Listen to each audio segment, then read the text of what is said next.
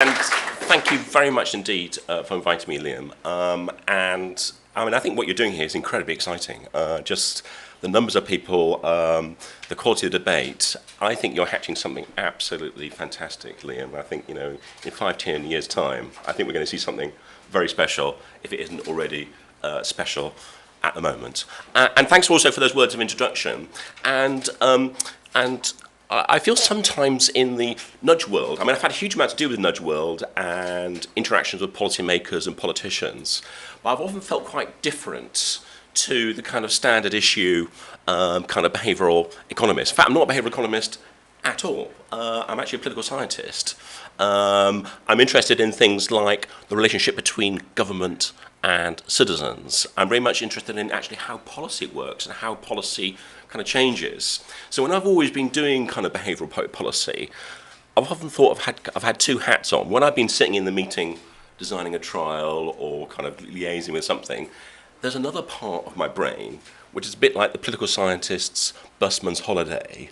You read about kind of how policy works and decision making, and then suddenly, if you're in a room with kind of a cabinet minister or probably a junior minister, you actually sort of start to think, well, actually, this actually corresponds to some of the stuff which I kind of know. And I've become quite fascinated with the way in which behavioural public policy has kind of got off the ground. In actual fact, and I think one of the things that strikes me about the behavioural public policy revolution is it's kind of gathered pace. And it's gathered pace in such a way that it kind of seems kind of uncontroversial. It kind of seems like kind of common sense. It kind of seems like something that policymakers, once it's explained to them, think, goodness, well, why didn't we think about these things before? And it's now become part of the kind of mainstream. It's become something I think that policymakers think they should be thinking about and implementing in their everyday policies. But in actual fact, if you start to kind of delve into behavioural public policy, it's actually quite controversial in lots of senses. It actually, if you take all some of the original papers seriously, it's questioning some of the kind of fundamental kind of axioms of kind of economics, and by implication, given how much that public policy makers have drawn from economics, and actually economic models are often at the heart of decision making in terms of cost of benefits and program allocation, to kind of question those kind of assumptions is actually quite a big thing. And secondly, along with behavioural public policy comes experiments. And we all know that experiments are not the easiest kind of methodology to implement. They're not in a sense, you actually have to, and also they're quite a tough test, I think, for policymakers. You actually have to tell a policymaker, right, we're going to actually test out whether what you've been doing over the last few months actually works or not, and we can tell you yes or no.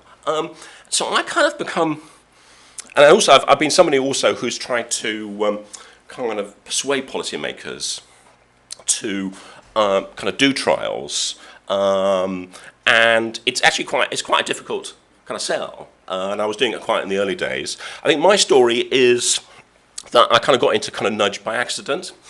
I was studying kind of voter mobilization. I was getting quite obsessed with doing experiments to try and encourage citizens to kind of do more, vote more. So I ran my own RCTs.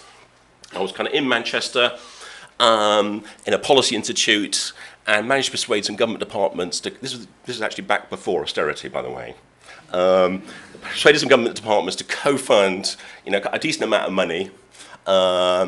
We got the ESRC involved to kind of co-fund it, and we basically had a kind of broad-range research project, basically doing experiments to test out policy interventions. And also halfway through the project, there was also this kind of accounting mistake that happened with the grant, in that halfway through we suddenly realised we seemed to have a lot more money than we actually kind of really thought we had. So we started delving into it, and apparently the SRC made some kind of mistake, and they actually allocated us a full research grant with all overheads, and didn't actually count the £300,000 overhead that we recruited. And we went through, actually I got quite stressed out by this actually, because I was, all the accountants were involved, the liaison, the SRC, it went on for months. I thought you would have to kind of give all this money back. But in the end, the SRC said, well, we gave you this grant, rightly, you've got the co-funding, so I actually had an extra £300,000 to spend just doing whatever I kind of fancied. So I basically had this group of researchers these things don't happen often, by the way. My normal research projects are like 50, 60, 70,000 pounds, where it's tightly, all the outputs are very tightly controlled. But suddenly I had £300,000. And I had this group of researchers in Manchester, and we basically just thought, what should we do? And we basically did sort of recycling experiments, volunteering experiments, charitable giving experiments, more voting experiments. The timing was just perfect, because it was just when the whole nudge agenda was kind of coming forward. So I think when we launched our final project, it was actually in 2010, and I remember we booked somewhere in Whitehall. We got all the kind of policymakers along, and loads came, and also a certain David Halpern turned up to our event. And it so happens actually I do know David Halpern for a long period. Actually, we were co-researchers together in the Policy Studies Institute in the early 1990s. In fact, I used to go running with David at lunchtimes around Regent's Park, and we used to chat about it. And David said, he's probably aged about sort of 25 or something at the time. What I want to do is I want to work for the Prime Minister. That's what I want to do. We seemed kind of pretty ambitious for a kind of very junior sort of research fellow who just was completing his PhD at Cambridge. But of course, what you did, we worked for one Prime Minister, he kind of worked for two. So he came to our launch, he said, you're doing great stuff. And then the Behavioural Insights team started, and they, in a sense, they sort of got in touch, so I started chatting to them. And one thing led to another. We sort of started kind of co-designing kind of trials. To me, it was just fun. And Laura Haynes, who joined the unit, had very similar views to me, that at the time we thought they ought to do kind of much more trials. So we both persuaded them to kind of do more trials. And so as a result of that, I kind of got this inside kind of picture of the kind of policy process. Now, Behavioural Insights team is like enormous now. It's got 80 people, 5 locations around the world. They've got desks and desks of incredibly bright kind of economists doing all the trials. They don't really need me anymore. But I think as a result of that, I kind of started asking those kind of questions about, well, this seems an incredible success story. Kind of why is it this stuff is kind of taken on?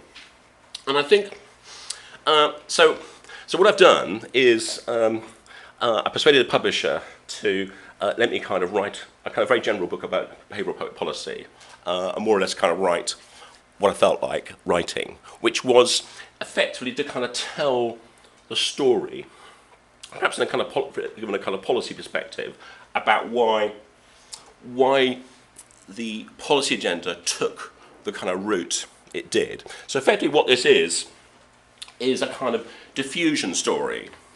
And it's really a story about diffusion within the academia, and then diffusion to kind of policy. And it's really about what you might call the art of kind of translation. How it is that you can summarize quite abstract ideas and then turn them into things which kind of policymakers really kind of get. And I think this is kind of what the Behavioural Insights team very much learned how to do. I was always amazed seeing David Halpern with kind of policymakers or giving kind of talks to policymakers. And I think David, he has this kind of habit of making everyone quite relaxed about what the science is. Again, he's kind of quite good at making it sound kind of like common sense, and it's all something that, oh yeah, I mean, he has this fantastic, little experiment looking at, kind of loft insulation, and he makes everyone laugh when he says, well, actually, in fact, what really matters is if you give them a bit of money to clear their loft, they'll accept the loft insulation. And I've seen kind of policymakers kind of smile at that, and it's like, oh yeah, it's kind of, it's great stuff. So, and I think, so this has kind of happened. And also, not only has it, in a sense, what also has happened is that I think there's a tendency to think of nudges as kind of just purely kind of information customization. And I think the other trick, which I think the behavioural insights team has done, is actually to kind of broaden the kind of scope of the interventions. So a nudge actually includes sort of a kind of reformatting or recalibration of all the kind of tools of government.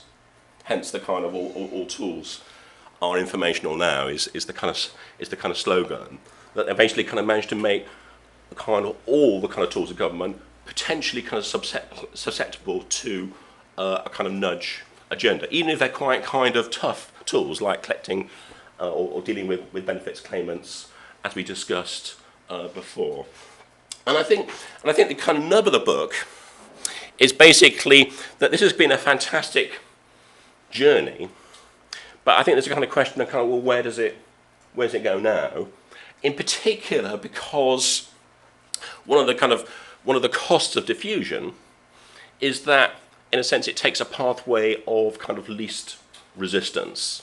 Effectively, what you sense, you kind of select the kind of interventions which kind of are sort of known to be kind of appealing, are known to kind of work, are relatively straightforward to implement as kind of first base interventions. I know actually something which actually David Holman himself, actually, he kind of thinks that a lot of the early work of the behavioural insights team about reminders is actually really kind of talking about the proof of the concept. And the kind of real challenge of behaviour change policy is actually kind of move more generally into kind of more fundamental public policy problems. But nonetheless, I think nudge has kind of got to where it's got to. So the question is, what to do next. And the book also has a chapter on ethics. I'm very pleased to say, given the previous discussion about that. In fact, my story here was that I had a terrible title for this book. And my publisher, I think one thing the publishers are quite good at, he said, we can't have this title. It was something called like Implementing and Translating Behavioural Public Policy. He said, that's never going to sell. So he kind of came up with this title. I said, well, let's give you a working title to, kind of get you kind of focused. So he said, well, I've got this title called How Far to Nudge. I said, okay, I'll do it for the moment. But in the end, I started working with the How Far to Nudge. And actually, I found myself, I quite liked it, actually. And actually, in fact, the more I thought about it, the more actually it was that the publisher had done me a real favour. And he actually had pressed me to actually kind of ask the right question. That is a real question about. And I think a lot of people think my book actually is about the constraints on nudging. But in actual fact, I think what I want to argue is, in actual fact, we'd like to look at more of the kind of opportunities of nudging, taking into account some of the kind of critiques and the ethical and the ethical side. So in actual fact, of course, the other thing was that with the title How Far to Nudge, I thought, well, I've got to have a chapter on ethiks with a book called How Far to Nudge. And as an empirical political scientist, I didn't feel at all comfortable in that kind of area. But I thought, well, I've got to go do it. And I called in lots of favours from political philosophy friends and things to help me do it. But in actual fact, the more I started thinking about it, was I thought the ethics actually is the kind of one of the key things to kind of think about. Is actually thinking through that ethical relationship between the citizen and the state. Is the key thing. Anyway, I've slightly kind of done my talk before kind of getting there, so I'm going to have to now row back a bit. But I think some of this, I think, should be, particularly to this kind of audience, should be pretty obvious kind of stuff. And I think one of the things that interests me about behavioural, especially as somebody outside this field, about behavioural economics, is that how it kind of nests within economics in a kind of non-controversial kind of way. That people, you have, in economics departments, you have people kind of signed up to game theory, the neoclassical model, working alongside people who have kind of tweaked that model. And I think the kind of story. I mean, one is I always like to quote this. Bob sometimes been quoted before, but I love this kind of piece. And if I understand this piece absolutely correctly, I think what it's basically saying is you can work with all the assumptions of behavioural economics in terms of the kind of human behaviour and uncertainty preferences. And actually, in fact, you can then get to a whole set of similar predictions that you might do from a kind of neoclassical model in terms of efficiency and things like size of the state and the rest of it.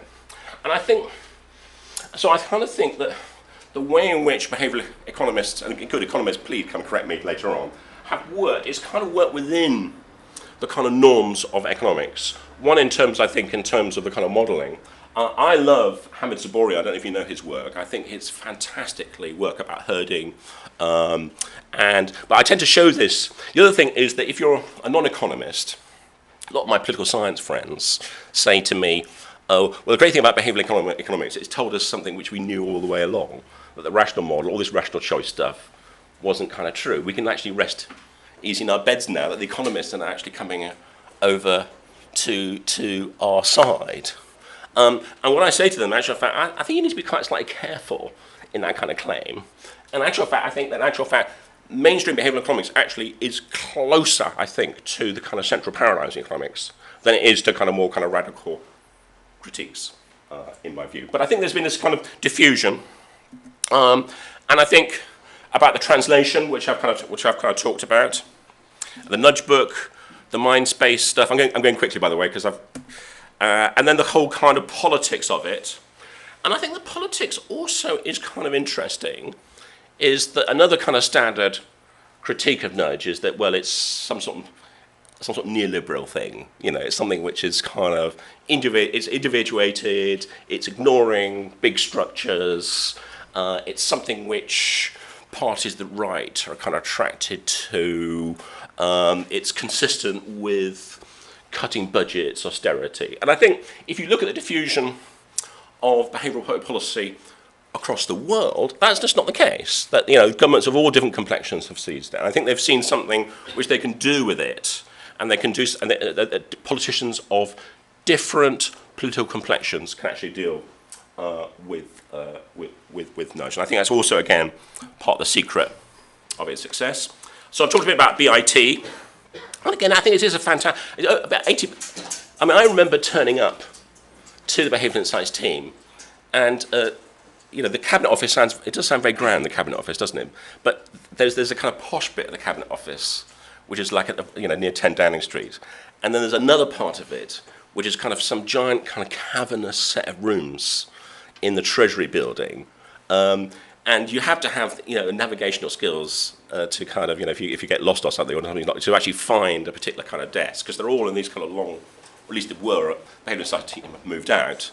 And it was actually, it wasn't even just one desk. I think it was kind of half a desk. So it was like 5 of them, a few people could turn up. And I think what they managed to do, and I think the small size, kind of helped them. They weren't some big, large unit. I think what they worked out was, if you made friends across the bureaucracy, you could effectively kind of develop your own kind of network. And I think, it wasn't completely smooth running. I think the behavioural science team had quite a lot of fights, and kind of lots of controversies. But they kind of worked out ways to find people to kind of work with. I think the trial thing was very important, because I think it gave them a way, a methodology which is highly respected, and a way to kind of test, and also in particular a way to demonstrate kind of financial savings, which I think was a key part of their success story. So I think they, and I sense they also worked. This is something which happened to me in Manchester. I kind of worked out that in a lot of research projects, you're often very, very kind of sort of closed in. You just want to work with the researchers and get your data and sort of go away again. But of course, with trials, you basically have to have a kind of quite a strong collaboration with public authorities in order to get your trial off the ground. And I think in some ways that's kind of cost of doing a trial. I always say to people, goodness, trial is a lot of trouble doing a trial. It's quite a complicated thing. But also what it forces it forces the researchers and the policymakers to actually work very closely together in a kind of collaboration. And I think this is kind of what happened. They built their network. And also, I do think they were quite smart as well. They kind of worked out when was the time to get out effectively. And so basically, towards the end of the Cameron government, they kind of hatched this kind of scheme whereby they kind of went for a mutual status. Of quite neatly, actually. I always thought it was very clever that what they did is they actually had this was in 2013. They actually negotiated a contract with the government to deliver part of the work, which actually ran for kind of 5 years, which was like 3 years beyond the subsequent election. So effectively, it kind of tied in the kind of government to a kind of behavioural agenda. And also the government is a kind of shareholder in the thing. So it can't kind of walk away from the behaviour and science team. But at the same time, they're now a kind of independent organisation. They've been quite very successful at leveraging in foundation money. So I kind of think, I think I've written a kind of piece about this, which I had a bit of fun with. Basically, I describe it as like a kind of Skunkworks unit. You know, these units that are within bureaucracy or within organisations, and they're kind of radical, and they're going around turning things up and that sort of thing. I think in the end, they had some elements of a kind of Skunkworks unit, but actually I think they were more kind of networked and more kind of savvy. And I think if you meet both Owen Service and David Halpin, you've got the perfect pairing. David is the kind of big ideas person. He's the person who can win over an audience. And Owen Service is really can actually. In fact, I was talking to one of his former colleagues actually in the Cabinet Office, and apparently Owen was able to do kind of bureaucratic things in terms of kind of moving funds around and getting things done that other civil servants, would find hard to do. I think there's a kind of hierarchy, a pecking order, isn't there? Kind of, oh wow, I did this. I managed to move a P4P extra, so he did that, and you can see that was pretty important. In fact, at one stage, I think they had trouble paying for all the kind of materials of their trials and getting it through kind of Cabinet Office rules. So in the end, they came up with this idea that they would use UCL as a kind of a holding operation for the money. So they taught me into this. So actually, basically a grant then went from Cabinet Office to kind of UCL, and then basically then I would then authorise the kind of payment of these sort of Tesco vouchers or whatever it was. Or in fact, in my case, I did a lottery experiment, where what we did is we tried to get people to register to vote, and we basically the winner would get a £5,000, but it had to be real. It had to be a real 5,000 quid. So you ran the lottery. Then the problem was how do we? And somebody won the lottery. Actually, rather embarrassingly, it ended up being some teacher in a UCL school or something. So it looked a bit like it was fixed, but it was genuinely. I promise you, it was genuinely random. Sometimes the people who set the lottery win the lottery. That's interesting. Yeah, absolutely, something like that. But then I had to have the logistical problem of kind of guiding this money between kind of between the Cabinet Office to kind of UCL, to a local authority or something. And then it was just. It's the sort of thing as academics we're not well trained to kind of do. But I think if you're running a kind of behavioural operation like they did, it's the things which they got very good at. So admittedly, I've got sort of insider bias, kind of. But I have to admit, it always kind of exceeded even my kind of biased sort of expectations. So yeah, they've done all sorts of things. These are early things. They did the RCT. They've done all the work with the. And I said this was their kind of, their kind of signature set of experiments where there's huge battles actually between HMRC and BIT. And there was a lot of kind of turf wars over this sort of thing about who really owned it and that sort of thing. And I mean, Michael Holdsworth worked a bit for HMRC. Now he's back with kind of BIT. But basically, I think the story is that I think these things were kind of suggested. BIT helped HMRC, and then they kind of ran a lot of these kind of experiments, and they kind of show these kind of quite strong effects. And these have been quite important internationally, I think, in terms of drawing attention to, it's basically the kind of social norm experiment. And we talked about social norms earlier, didn't you? And actually, I've done loads of social norms experiments which don't work in England, by the way, just in case you might want to sort of compare notes. But this is kind of where they do work, and they see. And again, you've got this kind of classic that a kind of small effect size in some contexts may be kind of disappointing, but in the context of tax revenues. I worked with Lambeth City Council, where we kind of redesigned local council tax forms, and I think we achieved something like a sort of 2% shift, I think, by simplifying our forms. And you've never seen such happy revenue finance officers. It's almost like a kind of Christmas had come a little bit too early. So and I think, so in a sense, this is kind of important stuff. This was an old experiment, one of the ones I was involved with. And again, and I've written quite a lot about my basic claim is you can do these kind of what you might call opportunistic experiments. So, in the old days, if you talked to policymakers about RCTs, they often kind of groaned at you. They basically thought, oh God, we're going to have to do this randomization of our program. It's going to take 7 years. It will probably go wrong. And, the policy cycle would have moved on years later. And I think what BIT and others, is also the case in the development economics world, have discovered that you can actually do these relatively cheap, quick to organise RCTs, which fulfil, are methodologically robust, and then actually give kind of feedback directly to kind of policymakers. And I think this is where the merger, in a sense, the marriage between RCTs and behaviour change is like a kind of perfect marriage, because the way in which behavioural science has been disseminated in government or in other areas is that, well, you've got this list of options. You've got your mind-based list, and then we'll sit around a table, and then we'll work out 5 things. And honestly, I've done this with local authority people. We've sat around tables, we've had the mind-based document on one side, and we thought, well, we'll try this. There's a bit of theory that says this. And then you just run the thing.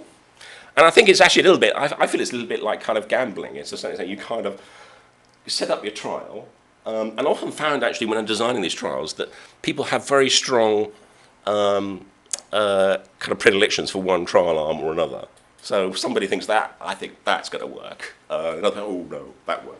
And it's a bit like, you do the trial, it's a bit like the gambling wheel runs, the results kind of come back, and then one person's idea is validated.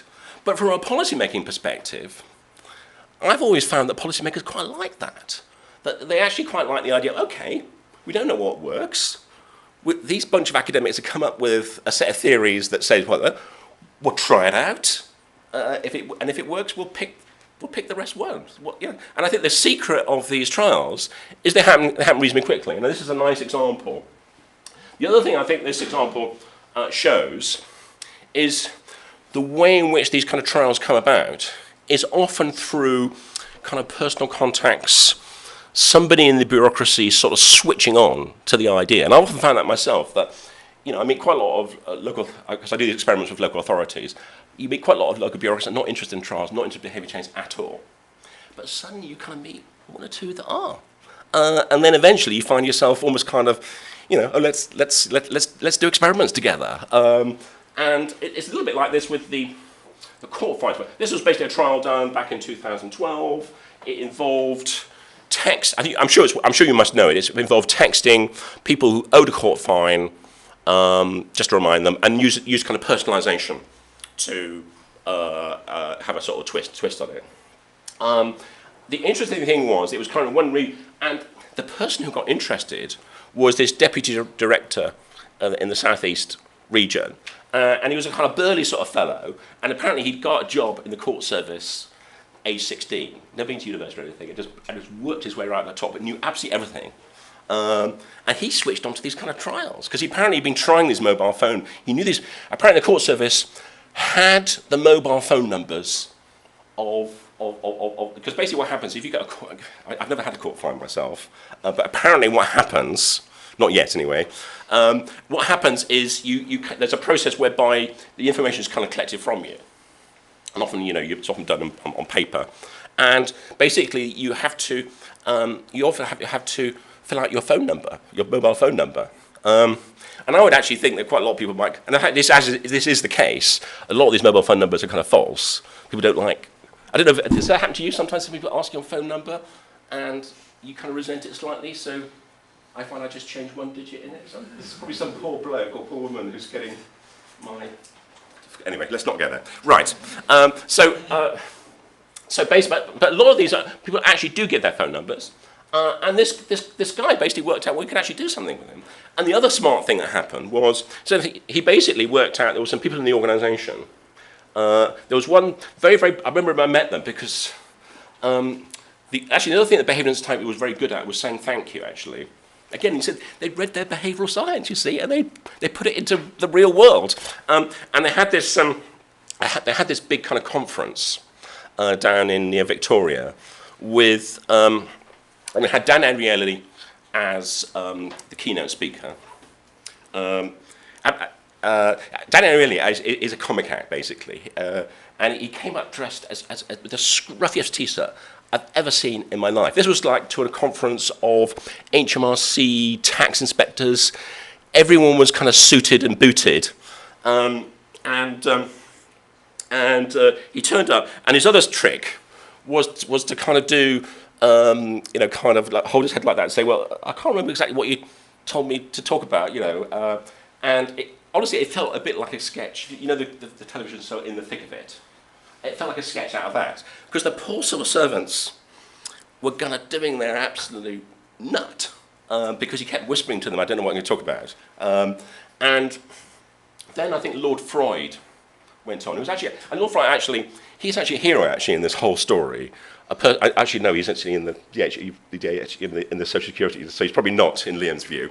But he's a person who's championed trials, but he's the dullest speaker I've ever seen in my life. I mean, so Lord Freud went on, and you could see the whole audience was kind of, the heads went down like that, and it was almost like, and then suddenly Dan Ariely jumped on stage, and of course he knew exactly what he wanted to talk about.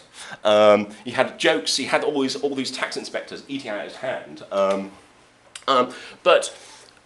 what the behavioural science team is, they actually invited, and also some of these trials were reported at that conference. What he did was, what the behavioural science was, they invited the two kind of quite junior. There's one kind of quite junior bureaucrat, and another basically somebody or looked like a kind of just joined the court service as a graduate trainee who did all the kind of analytical stuff.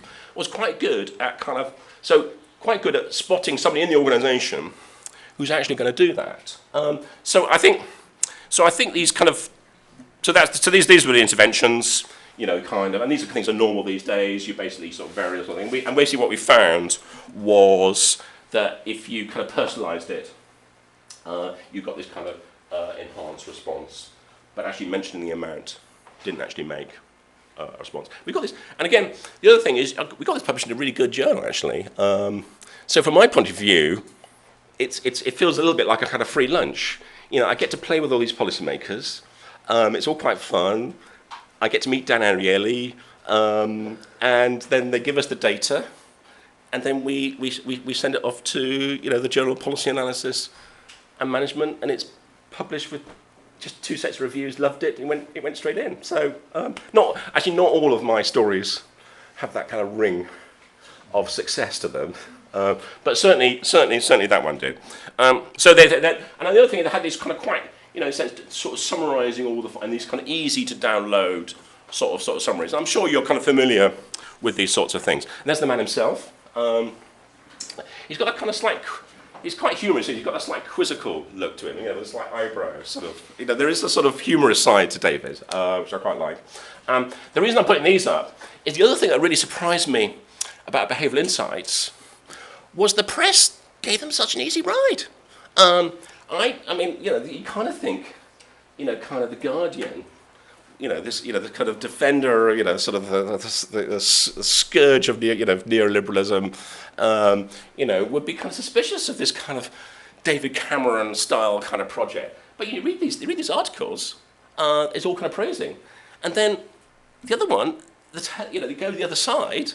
You think that nanny state, interfering, doing experiments on people.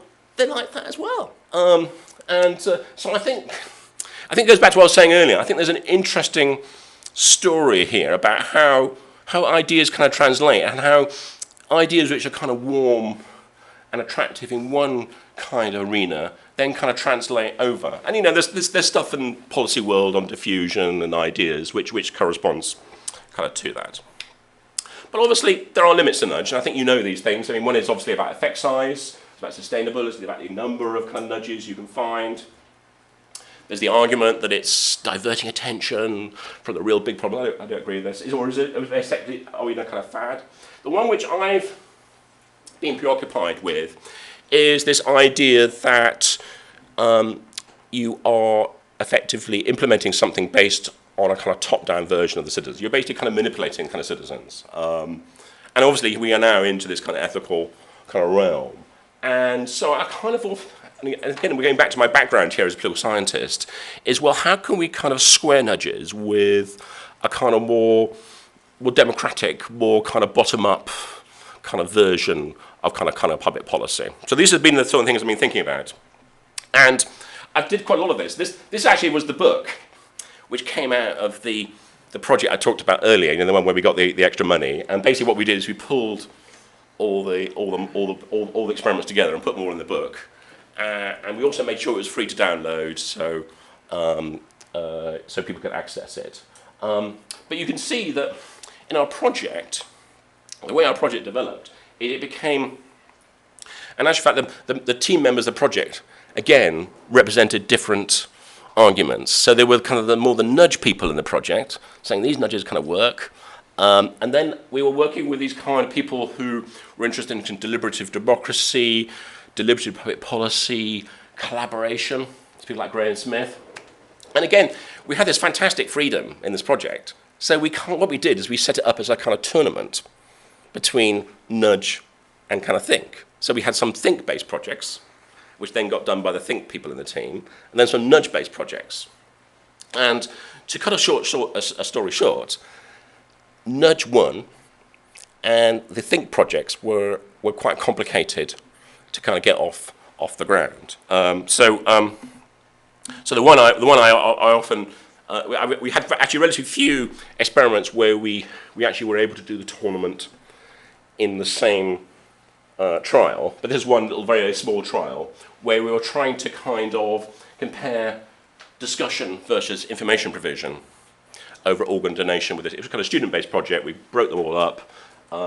We had a placebo group which was completely unrelated. I think they got some videos on something completely different. And then there was getting the information. And basically what it showed was the nudge, the information booklet, basically massively increased. Whereas it was very, very modest increases in the kind of, where we got them. Because basically what happened, we got the students to kind of talk about, kind of, would you want to donate your organs? Here's the information, and as a result of talking about it, I think what we observed is the students got quite concerned about it. As a result of getting concerned about it, I think that may have actually meant they were less likely to be influenced by it. And that's about the control, because actually we got much more than everything else. So I kind of think the story of nudge, think is, kind of, and I was on the nudge side actually, so I kind of felt we won.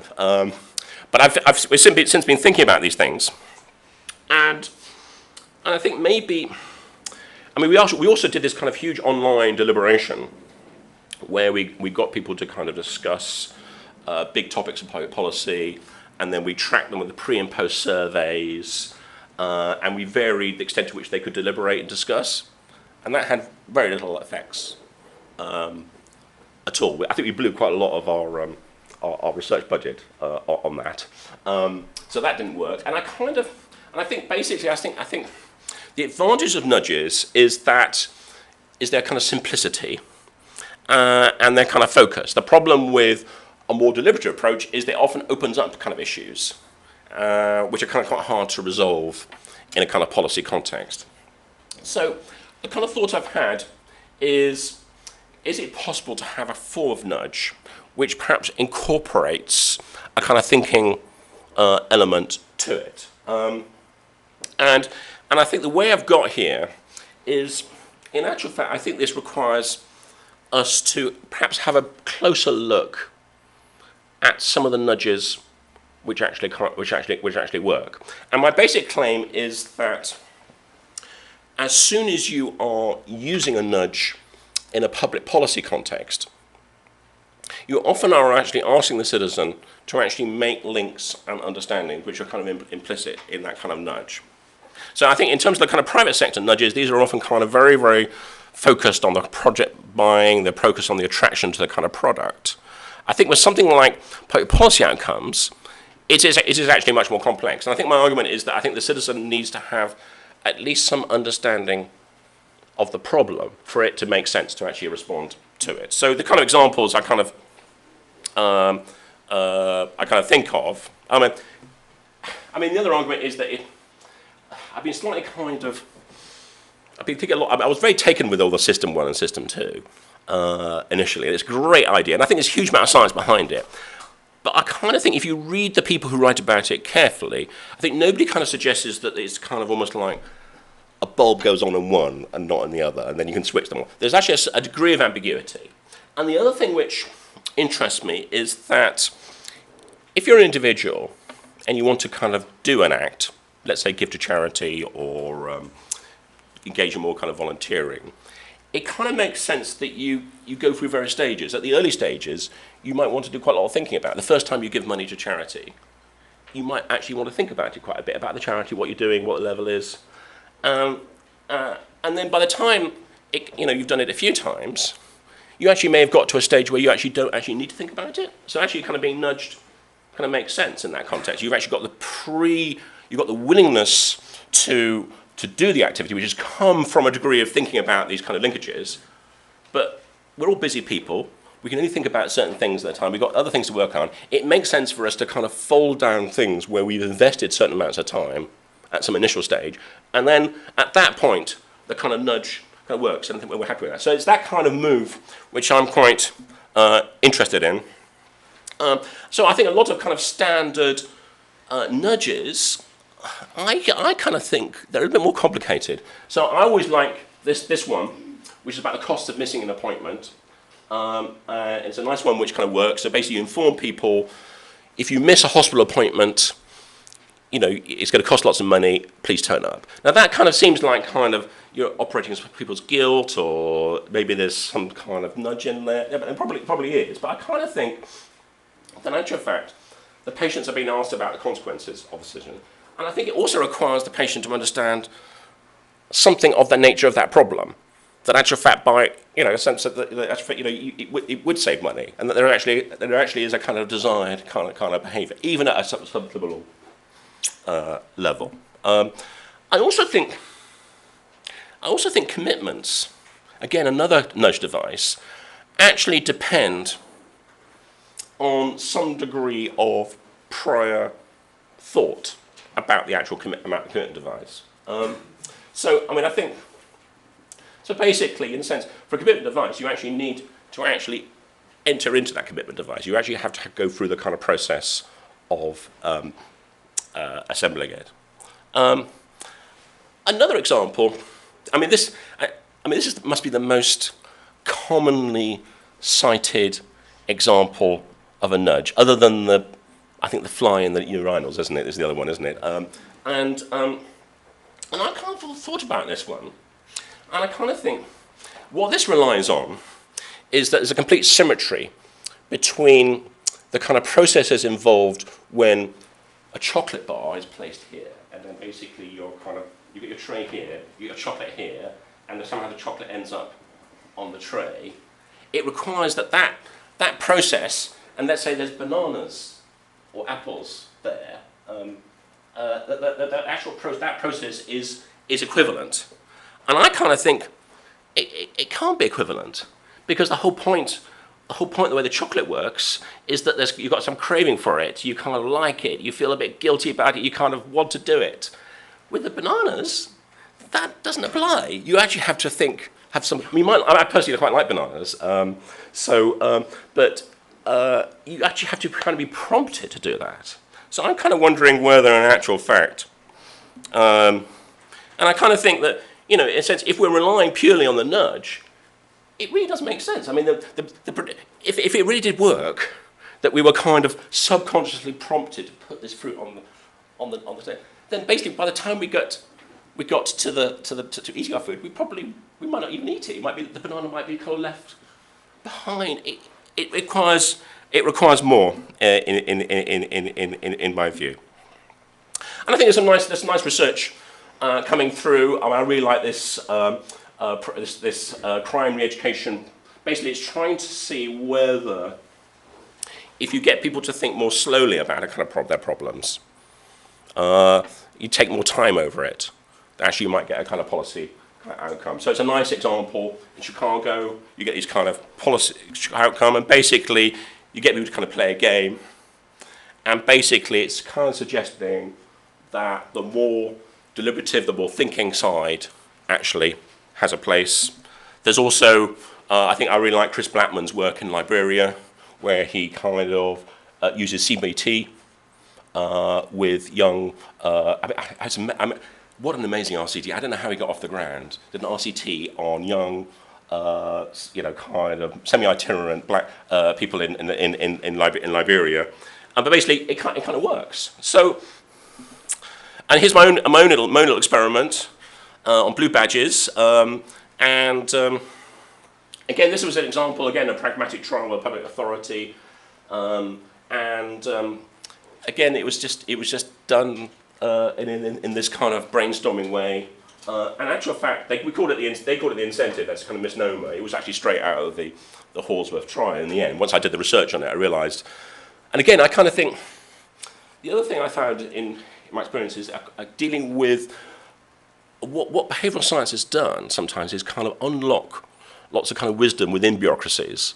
I've often found, this is the person who was administering the blue badge scheme in Essex County Council, not the most glorified administrative post in the world, but she had an idea, and we were able to kind of test it. And also, I kind of was a little bit sceptical about this, but it kind of worked. And also, this is the trick. We basically inserted these things to renew. It's basically renewing blue badge. This is all it was, a bit of text.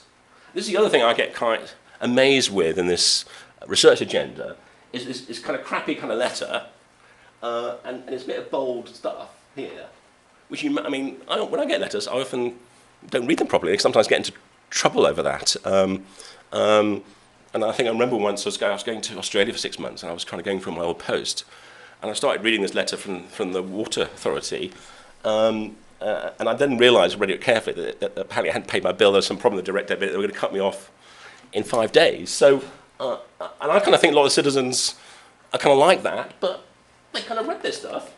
And I think the other thing I kind of like about this trial is that I'm quite cynical. I kind of think, okay, we worked at Essex County Council, saved about 25. Basically, when they rolled this out, they could save about sort of £30,000 a year renewing online. And it kind of relies the citizens to kind of trust that the public authority actually knows the kind of saving. I kind of think a county council probably might not have the capacity to kind of realise that. It may get lost in some kind of organisation, some kind of sort of contracted out to managers or something, or some sort of consultancy or something. But bless them, the citizens of Essex, who in British politics are not always praised, actually read this and then changed their behaviour by about 7 percentage points. So I'm kind of thinking that, so in some sense I'm going back to where I started from as a political scientist. What I'm interested in is about citizen engagement with all this, and treating the citizens intelligently, treating the citizen, basically working out that this nudge thing is not just a bunch of tricks we've all invented. It's really part of a long-term conversation, which people in policy and people citizens want to have with each other, and the citizens might actually just respect policymakers for that. And actual fact, and I think the reason why I think in the Cass Sunstein work there's such support for behavioural policies, because I think the citizens think, well, they're trying. The policymakers are trying to do some good, and I think we should capitalise on that. And I think there's a danger of not capitalising on it and actually emphasising the technical side too much. And eventually, I think the citizens may move on, and this won't be the long-term dialogue. So that's kind of where. So I think this is where I think Nudge Plus. This is the agenda of Nudge Plus, to actually incorporate all these things. Right, and I said to Liam I'd end at 15:15, but actually, I've even got to my concluding slide. at that point. You know, I'm incredibly enthusiastic about this agenda. I've been a participant in it purely by accident. I've suddenly ended up as this little humble political scientist, suddenly with all these kind of behavioural people. But it's really made me think a lot about politics, about decision making, about citizen-state relationships, and I kind of think there's a real opportunity here to use this agenda to kind of be part of a kind of reconstruction. I don't think, you know, I think the reconstruction. Obviously, in Britain, we have a real problem with politics and anti-politics and distrust of elites. But I do think this is this more intelligent policy design is kind of part, I think, of the solution. And I'm going to stop there. Thank you.